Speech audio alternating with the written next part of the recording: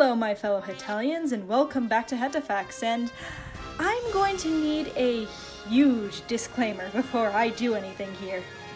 First, and most important, I do not hate this character. Believe me, if I continue these types of videos, my top 2 favorites would be next on this list. This video is for 2 main purposes. One is for fun and for laughs. I will be using some rather satirical comedy.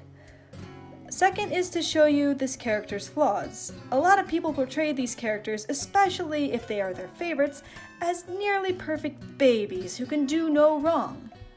I'm going to show you that that is completely wrong. Think of this as a comedic character flaw analysis. Another thing I need to note is that I am going off comic events, not historical. So all the Latin America stuff is disregarded unless it's talked about in canon. I'm not talking about what the country has done because countries' decisions are only secondary to their bosses, but I am focusing rather on the character itself. So first on my roasting list is Mr. Sunshine himself, Spain. If you have been on my channel long enough, you know that I am not a huge fan of Spain. Trust me, my favorite character in the whole series is next on this list, so I assure you, I am going to be more than fair. Anyways, Mr. Sunshine and Smiles is always so calm and happy. So what's so bad about him? Lots of things. Boy, I originally wanted to do a video called Why Spain Sucks. Seriously, that was the draft title I found while looking through my video stuff. But after all this research I've done, he's not that bad. He's not that bad of a person. In fact, all the flaws that Maruya worked into this character, it actually makes me kind of like him. Because he's a deep character that is well written and well thought out. Anyways, time to roast this Spaniard until he's muy caliente. First, I must roast his appearance, because it's not a true roast unless you roast the person's appearance. Look at this generic character. He looks like almost every other anime character. What makes him special? I mean, the reason why I really like HETALIA characters' designs is that no matter where they are, I can look at them and I can tell they're from HETALIA. Like, Italy has a curl, Poland has some weird shaped eyes. What makes Spain special? I mean, you could have given him a curl, you could have given him a scar, you could have made his eyes look weird. Anyways, this isn't really Spain's fault, but...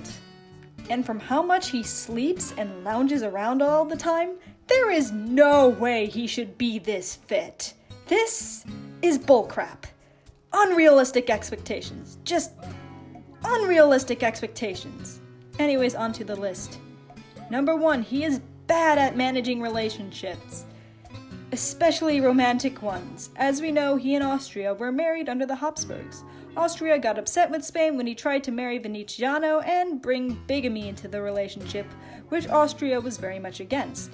He is also a bitter ex. During the War of Austrian Succession, he sided with Prussia against Austria and even kidnapped Venetiano with the intent to marry him. Yeah, that was a thing that happened.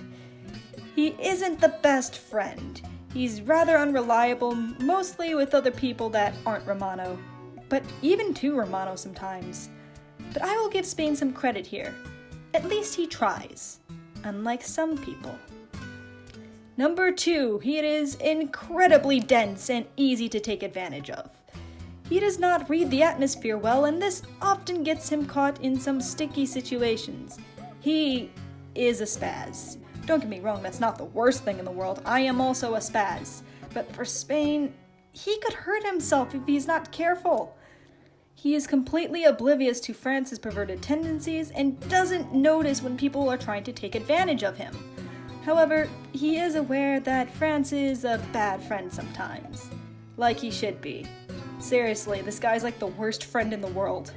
His friends take advantage of him all the time, especially these 2.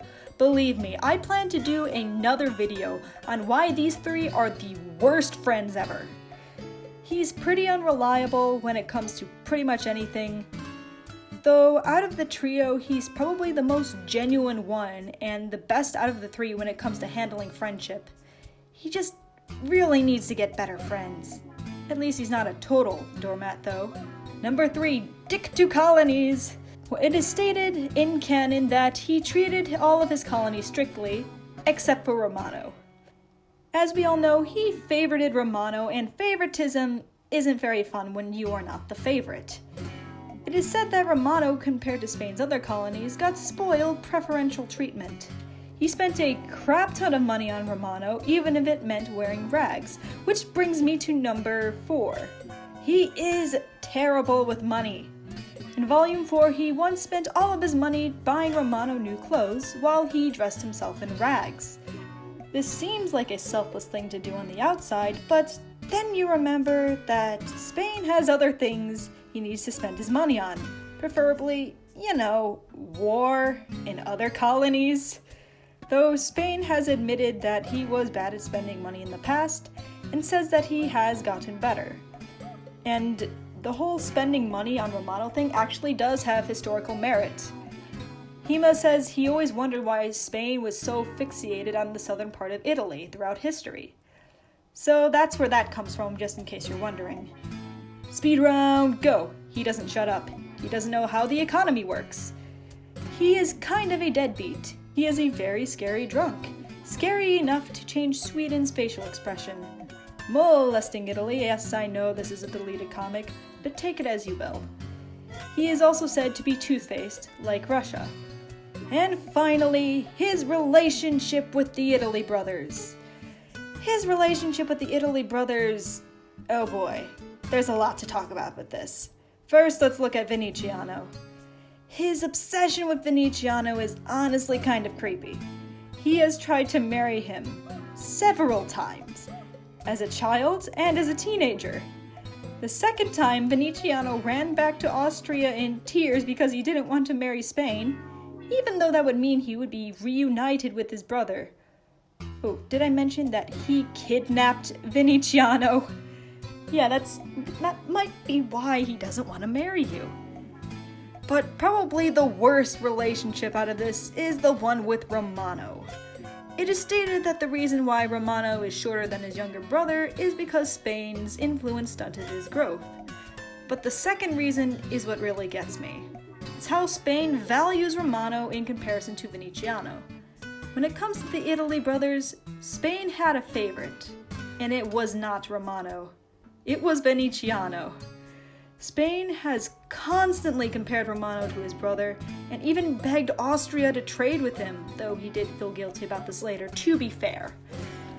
He even requested to marry his brother as a child while in front of Romano, and Romano clearly got jealous about it. Sure, now they have a much closer relationship, but it doesn't change the fact that Romano was Spain's second choice. I feel really bad for Romano because he's number 2 to his brother in everything. He's number 2 in economy, number 2 in tourism, number 2 when it comes to art and drawing, number 2 to his grandfather, number 2 to both of the Germans, and, of course, number 2 to Spain. Romano has given way too much to Spain. He got shot in the butt while helping with his civil war. He tried to save Spain from dying from a severe cold from his economy while dealing with his own illness. He did this by buying more imports from him, and he even fought the mafia, which he is absolutely terrified of for this man. Romano does not deserve this.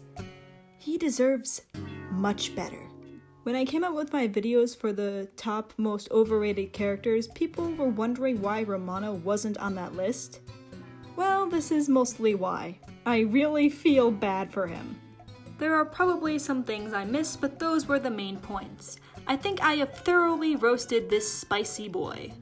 But in the end, Spain has addressed a lot of his flaws. He knows he gets bad when he's drunk and advises people to stay away. He's gotten better with his money, and he has a better and healthier relationship with both of the Italy brothers. After the War of the Austrian Succession, he helps Austria out in the 7 Years' War, and he was a pretty good dad to Romano. And though he's unreliable, at least he tries. And even in bad situations, he's always smiling, even though in those situations he always looks like he's silently dying inside. Spain clearly went through some character development here, and I really like characters with character development. I guess that's kind of what makes Spain, really cool, because not many characters in the series really get any character development at all. Because, well, they're nations that are thousands of years old. Spain is a pretty good person now, though in the past he was kind of a turd. Maybe he just needed England to beat the ever-loving crap out of him. Remember, guys, you can't spell Spain without pain. And that was 1 mark higher on your history test. Thank you for watching HETAFAX. Hello, my fellow Hitalians. Guess what? Russification Roulette Chapter 4 is out now! Link is in the description as well as info for helping in the next chapter. И для всего, которые говорят по-русски, я давно хотела перевести мой видео на русский. Я решила, что я буду попробовать перевести один видео на русском. Но русский язык мой третий язык, и я хочу видео, которые не слишком длинные начинать. Я хочу мой русский язык практиковать, и если вы хотите, я могу другие видео перевести. Какое видео должна я перевести? Till then, keep on studying.